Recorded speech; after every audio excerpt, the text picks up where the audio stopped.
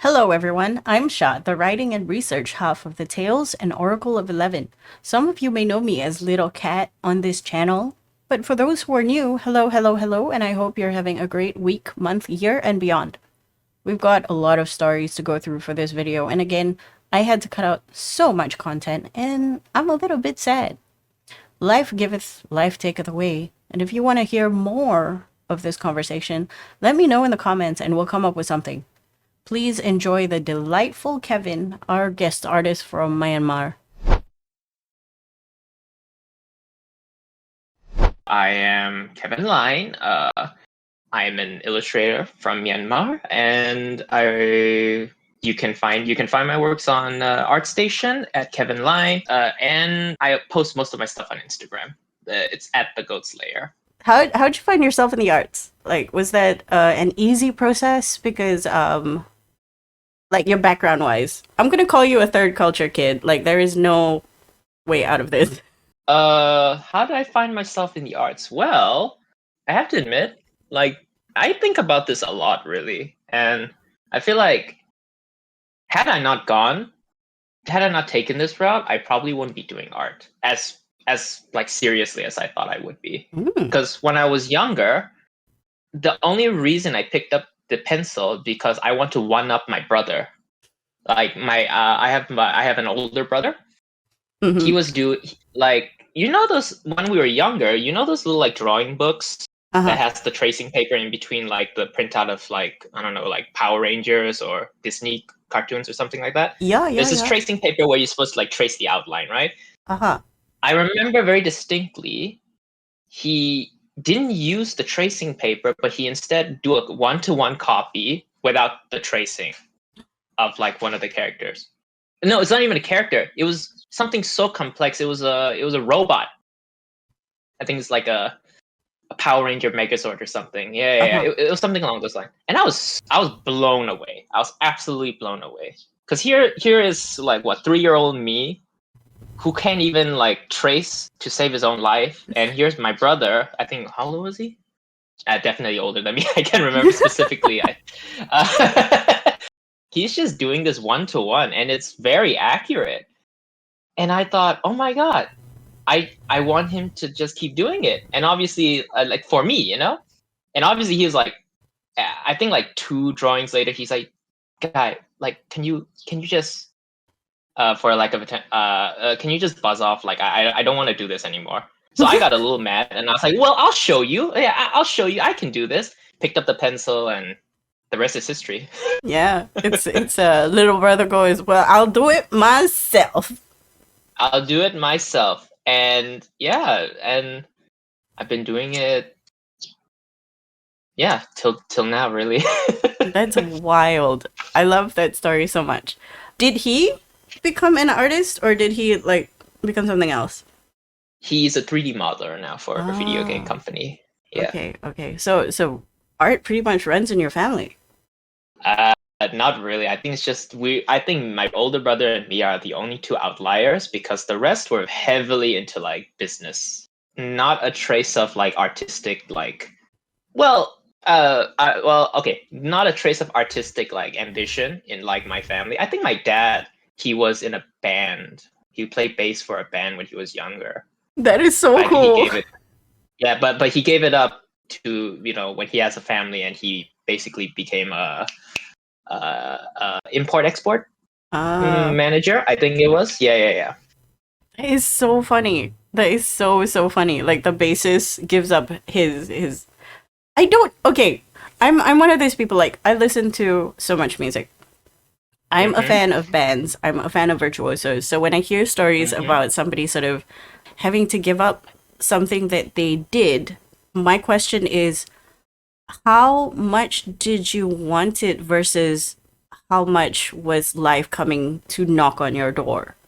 Mm, that's how much did I wanted it? Hmm. Interesting. I think I okay. I wouldn't say like I really want it. It's more like I need to do it Mm, because by the time I realize that saying where it's just like, oh, it's just a phase. He'll grow out of it. All that things your parents say, right? Yeah, yeah. By the time I've reached that point of like, am I too old to be doing this? Shouldn't I be doing anything else? At that point, I felt like I don't have other things that I'm interested in. Okay, that's not true. I have some things, but it's still related to the arts. Fair, fair, fair. It's still somewhat related to the arts. Two things actually. One is to be a musician, Mm-hmm. but I bloomed really late into being a musician.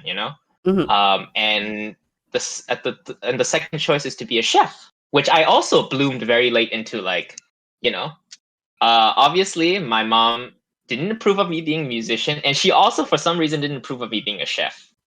Was the disapproval before or after the explosion of the celebrity chef? um Question.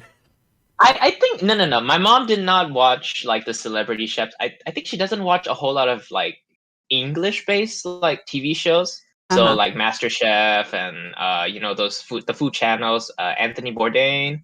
Mm-hmm. Uh yeah, all the food channels. Like, no, I think she didn't watch it. I think Ah.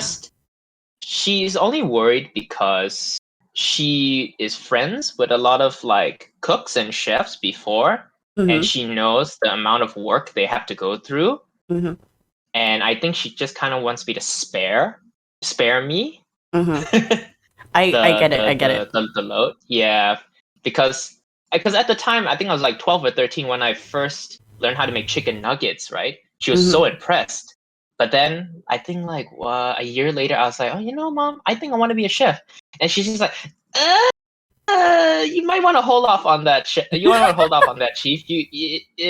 Are you sure though? She's like, she grills me all the time. Are you really sure you want to be a chef? Like, yeah. And I didn't have anything to say because it was just one of those like, oh, I think I would be a good chef. And she's just really making sure that that is my decision.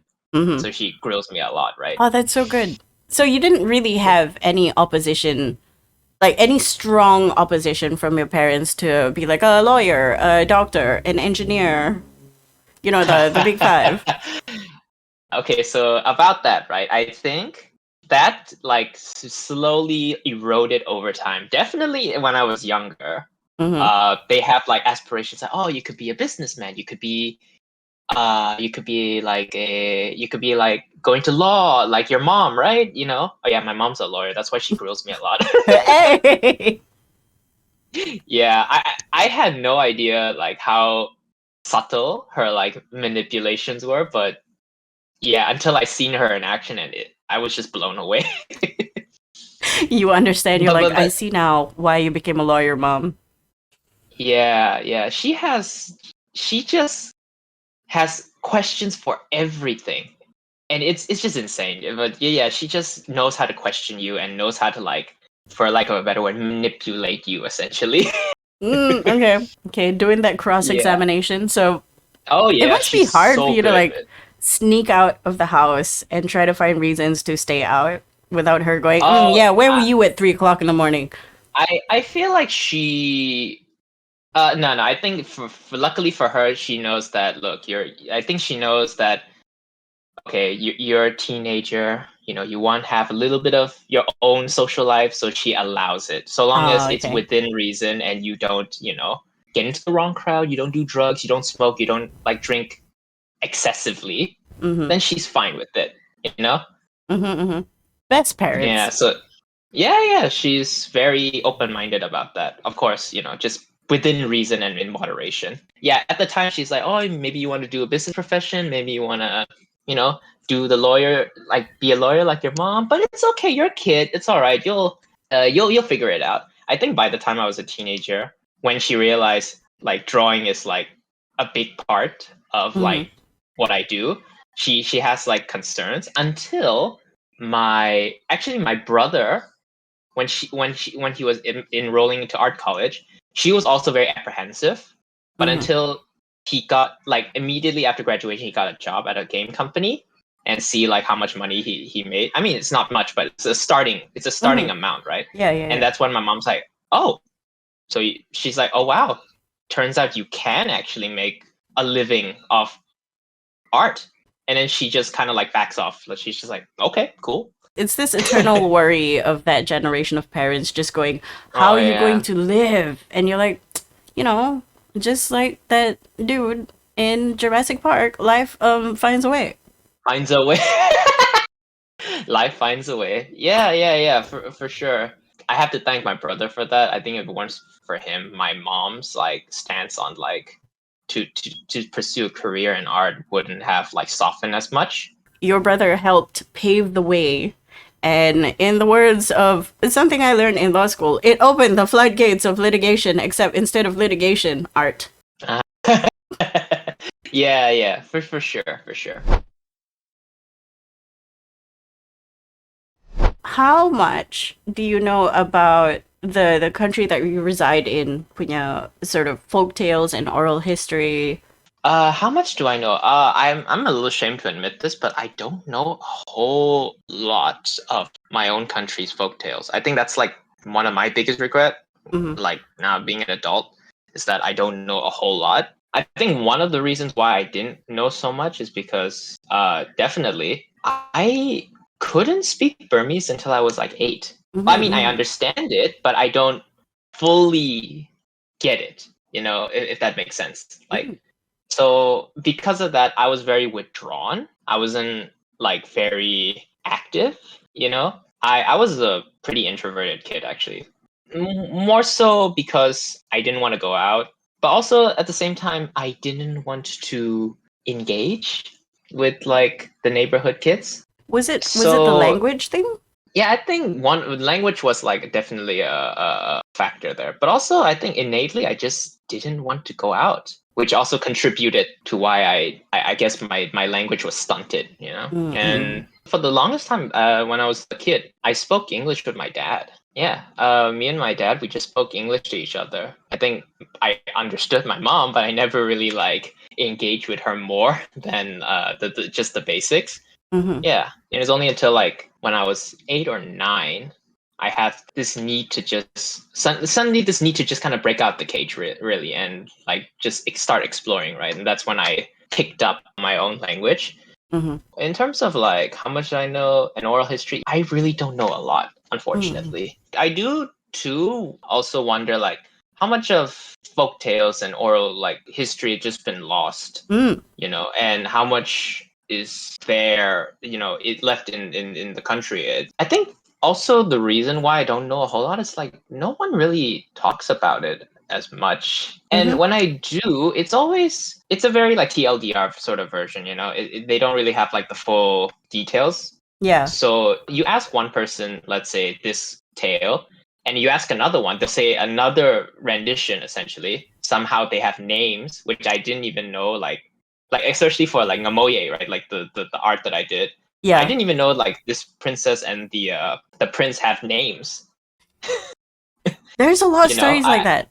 yeah, It's also I, the finesse of the storyteller. We also have to remember that these stories were supposed to teach some kind of moral thing to whoever is mhm, being told the story. It's a fireside chat of if you are a bad person, this will happen to you. If you don't listen to your mm, elders, this will happen to you. And right, right. sometimes they attribute it to kings and queens. Sometimes they attribute it to the common man. How old were you when you sort of found these stories? I think I was like 8 or 9. So that Yeah, was I think really I was like early. 9 years old. That was very, very early. Yeah. I have to thank the British Council because if it weren't for that, I would never have like used their library to read up on a lot of different things. This was after you sort of came out of your shell a little bit. Yes. For Oh, yeah, that's wonderful definitely. to know. Like coming out of the shell, you're like library. Library is a good place. Yeah. I mean, I was first drawn to the library because of the Asterix comics and Tintin comics. Yes. Then from there, I was just like, okay, what is this? Greek myths, Egyptian artifacts, and like all these like history books and stuff, Hmm. right? I mean, after I get past the whole initial like naked men with their dongs hanging out, and then I'm reading like all these things. I'm reading out all these myths and like stories, and I was just thinking to myself, "Wow, Hercules lied to me." There are so many things in the Disney myth weaving that takes everything so out of context. Yeah, for sure. I was so shocked when I found out like Hera was a vindictive, jealous like goddess. She wanted to screw over Zeus, but she can't. So she do the next best thing by screwing over the women that Zeus may have have a little have Fun a more times, yeah. intimate moment with, you know? Yeah. Yeah, so And Zeus is just problematic. Like, dude, turning into a swan, really? Turning it, into like a water, really? yes. The water one was like, how? Why? It's How? I got he turns into a lot of animals, like a lot, like oh for no yeah. reason. He's like, ah, chick's hot. So you turn into a swan? Like what? Yeah.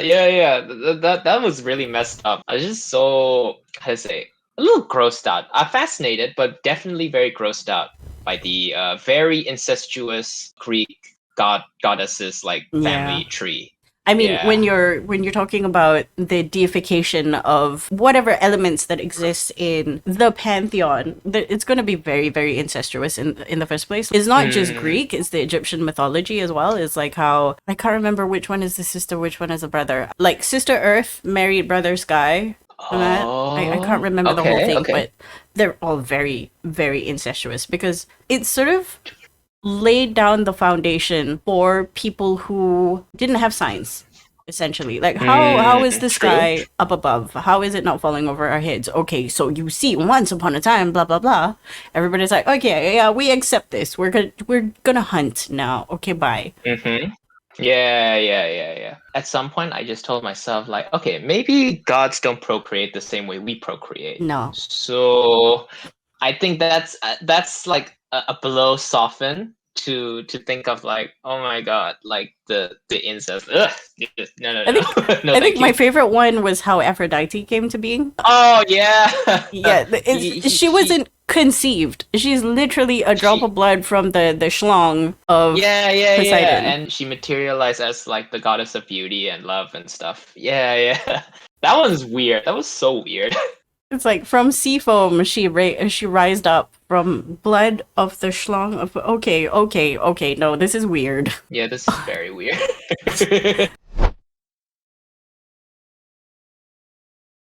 We're here to talk about your artwork. What is your chosen story, and can I have like a too long didn't read version? This is the tale of Ngamoeyeik. It's basically this like love story, and the long and short of it is that there was a princess of renowned beauty, but due to the circumstance of her birth, she had to be, I wouldn't say quarantined, but she had to be separate. She had to be separate so she wouldn't spread like her bad luck or something. That's besides the point. There is a rival kingdom that's like downriver. There is a prince who is very fascinated by this princess and wants to meet her. Now, obviously, the king is like, no way, I don't want you to meet her because, well, you're not. She's Well, bad luck.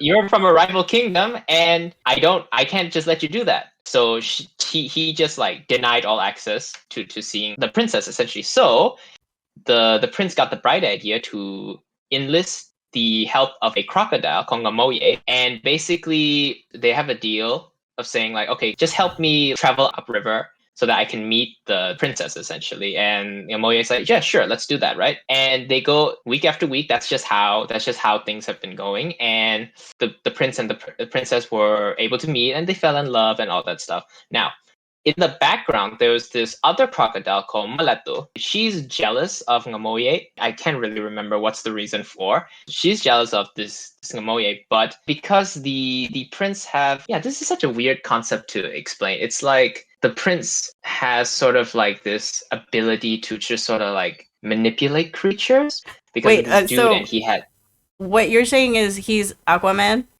I won't call it Aquaman, but he just have this sort of power over like animals or something like that. I think that's Uh-huh. how it's like portrayed, right? Yeah. And because of this power, this Meleto was not able to attack Ngamoye, right? And so what this other crocodile did is that she shapeshift herself and work her way up to being like one of the princess's loyal servants. And one time she was like, "Oh, you and the prince seem to be very, getting very, very comfortable, right?" And she's just like, yeah, we're getting very comfortable. oh, like if she's getting comfortable, that means he would do anything for you, right? And she's like, yeah, I'm sure he would do anything for me. Well, if you maybe the next time you come up, maybe you can ask him to, help to get you to sleep under his right armpit. I will explain what the significance of this. And the princess is just like, oh, she gets what she's trying to say, but the crocodile manipulated her to say like, oh, but if he really loved you though, then he would let you do it, right? Like, isn't that the whole point of love and all that stuff? And the princess is like, yeah, you have a point.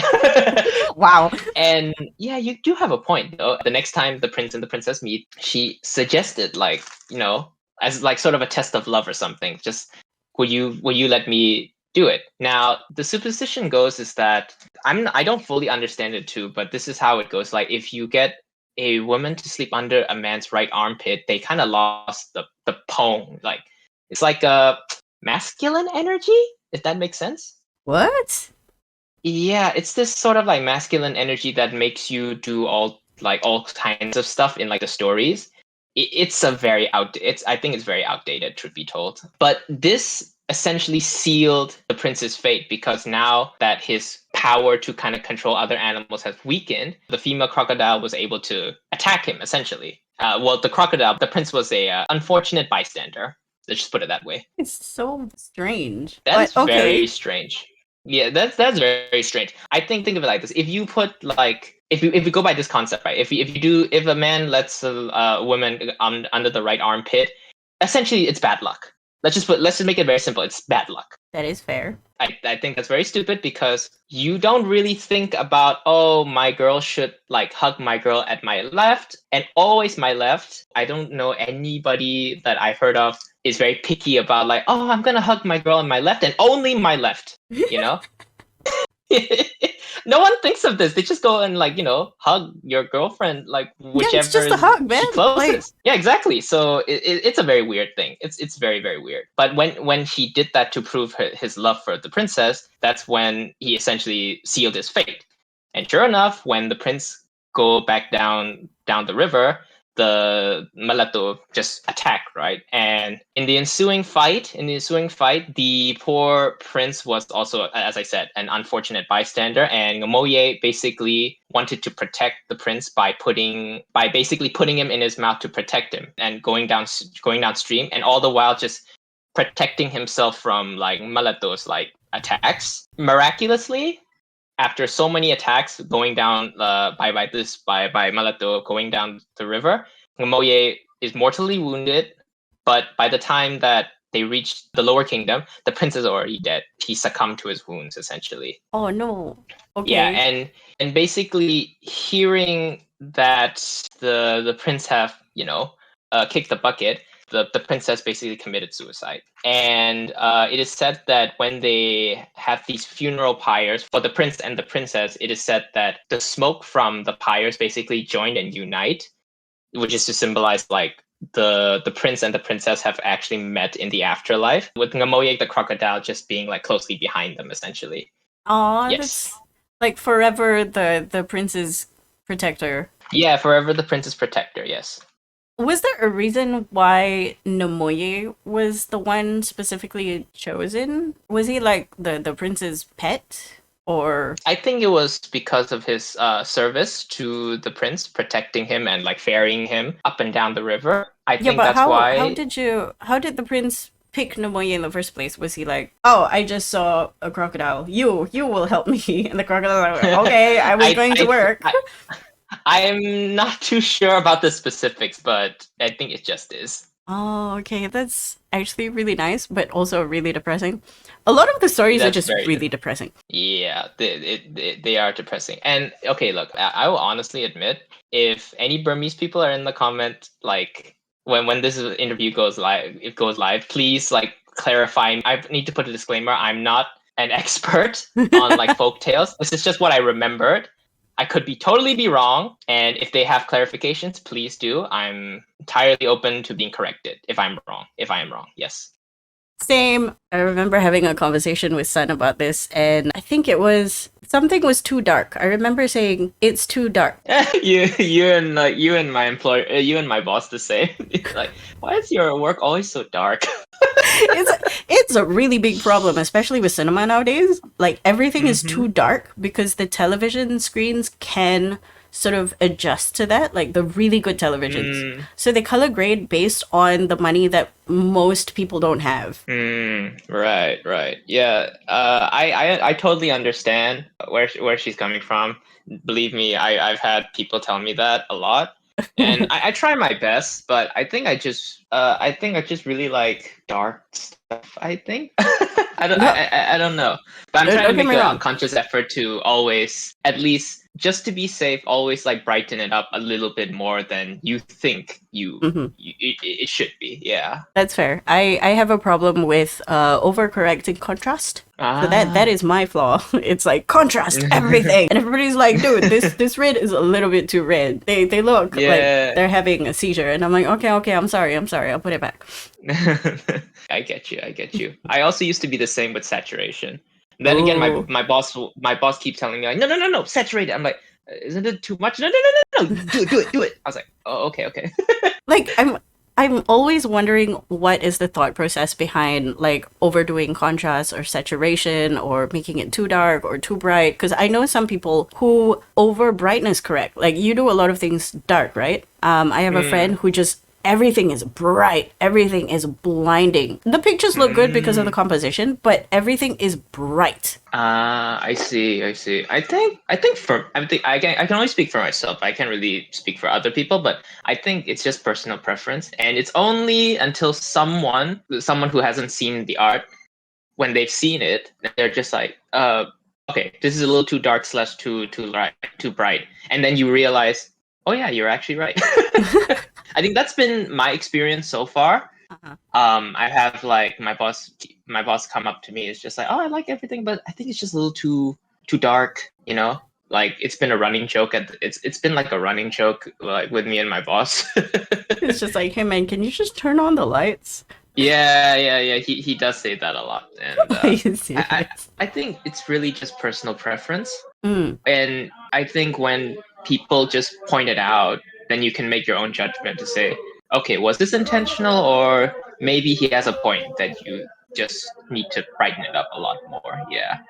That's fair. That's fair. What attracted you to this story? I have to admit, it's the fact that the prince is riding a freaking crocodile. That's freaking cool. I Initially, right? agree.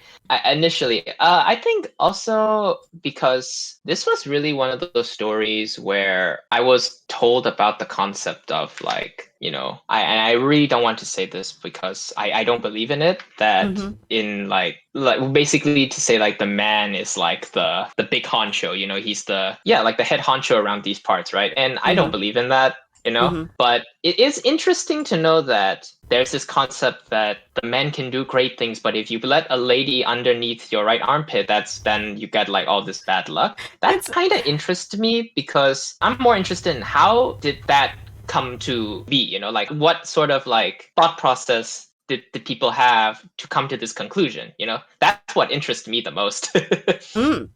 I mean, it's Yeah. sort of this Samson and Delilah sort of ideology where a man's primary weakness is a woman. I find that Mm, kind of infantilizing for a guy. Like if I was a guy and my only weakness was because I cannot butt women, that's yeah. kind of like dodge. Yeah, that's a little limiting. I think, okay, well, really, like that's it, That's like it. I Like mean, sure, like ladies can have their ways, but I'm pretty sure there's more things that can hamper me. Like women could be one of them, but that's not all of them. mm-hmm, mm-hmm, mm-hmm. Yeah. And this whole place where woman is seen as bad luck, so she gets locked up in a castle. Yeah, that's.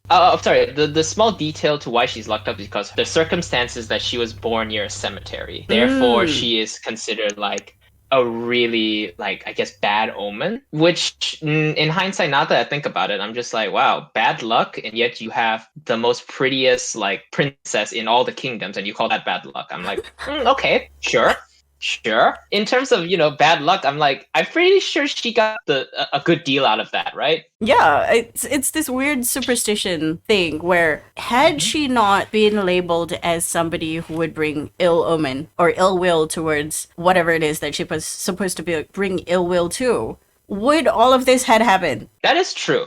That is true. I think in essence, yes. But the fact of the matter is that she is literally quarantined to the place where she was born is an advantage for the prince. Because I feel like if she were anywhere else, the prince wouldn't have an easier time. Mm-hmm. Because it is said that because she was born in the graveyard, she has to be within that sort of area. She is not allowed to go anywhere. That's why the story says that they built a palace around that graveyard so that she can be a princess, essentially. Mm-hmm. But Mm-hmm. that graveyard or the cemetery is quite close to the river. So it's still within like a very good strategic point for the prince to like meet her, you know? Yeah, that's a small detail that I forgot to omit that I omitted out of the summary.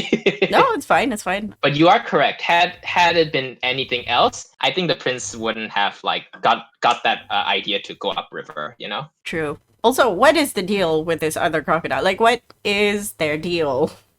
Like, is I it hungry? Like, what is going on?